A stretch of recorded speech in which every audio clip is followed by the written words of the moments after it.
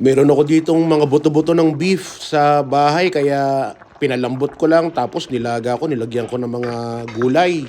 Cabbage, pechay, patatas. Okay na mga ka-Berks. Sarap na nitong ating tanghalian para sa araw na to. Tama-tama, malamig na naman dito sa Canada. Spring na pero parang hindi spring eh. Parang winter pa rin dahil sa dami ng snow sa labas. Ka-Berks, ano bang sausawan yung masarap dito sa ating nilagang baka na to?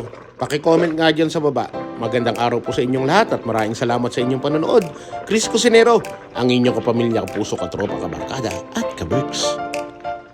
Ano man ang hamon ng buhay, palagi ka lang sumabay.